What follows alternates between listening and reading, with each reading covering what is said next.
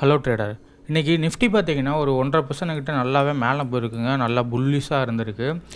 Bank நிஃப்டியுமே பார்த்திங்கன்னா almost வந்து 1% கிட்ட மேலே போயிட்டு அப்புறமா கீழே வந்துருச்சு.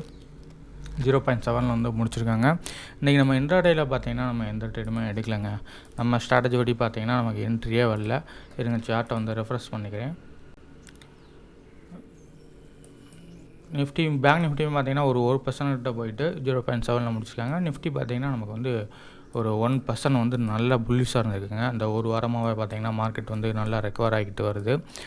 இன்றைக்குமே நல்லாவே போயிருக்குங்க. நம்ம ஸ்ட்ராட்டஜி படி என்ட்ரியே வரல. இந்த இடத்துல பிரேக் அவுட் ஆகும்போது எடுத்துருக்கலாம். பட்டு இந்த கேண்டில் அந்த ஹை பிரேக் ஆகும்போது எடுத்துருக்கலாம். பட்டு இங்கே உள்ள கேண்டிலே பாருங்களேன், வால்யூமே இல்லாத மட்டும் சின்ன சின்ன கேண்டிலாக இருந்துச்சு. ஸோ அதனால் நான் வந்து அந்த இடத்துல என்ட்ரி எடுக்கலை. 50 EMI கிட்டே இந்த இடத்துல வந்துச்சுன்னா எடுக்கலாம்னு இருந்து வெயிட் பண்ணி, பட் 20 EMIலே வந்து நல்லா ரிவர்ஸ் ஆகிடுச்சு.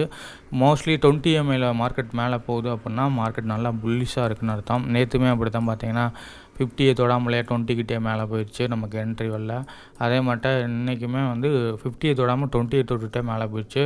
20 EMI தொட்டுட்டு மார்க்கெட் மேலே போகுது அப்படின்னா மார்க்கெட் நல்லா புல்லிஷாக இருக்குன்னு அர்த்தம்.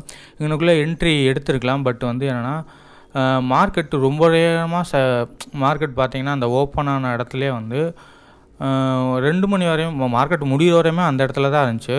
ரொம்ப நேரம் சைட்வேஸில் இருந்துட்டு இந்த 50 EMI தொடுது.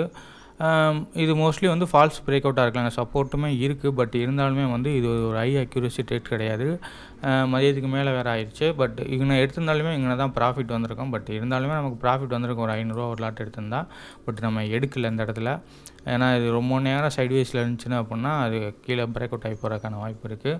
இந்த இடத்துல கன்ஃபார்மாக எடுத்துருக்கலாம். பட்டு 20 EMIயில் மார்க்கெட் ரிவர்ஸ் ஆகிடுச்சு. நேற்றுமே நான் என்ட்ரி எடுக்கலை. இன்றைக்குமே பார்த்திங்கன்னா நான் என்ட்ரி எடுக்கலை. நம்ம ஸ்ட்ராட்டஜி படி என்ட்ரியே வரல.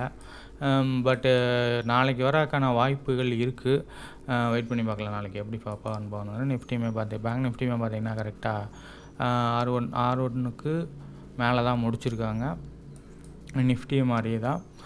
நம்ம 2 நாளுமே இந்த ட்ரேட் எடுக்கலைங்க. இன்றைக்கி எடுக்கலை, நேற்று எடுக்கலை. அவ்வளோதான். இதே மாதிரி நம்ம ட்ரேடிங் ரிலேட்டடான வீடியோ உங்களுக்கு வேணும் அப்படின்னா சேனலை வந்து சப்ஸ்கிரைப் பண்ணிக்கோங்க. வீடியோ பிடிச்சிச்சுன்னா லைக் பண்ணுங்கள்.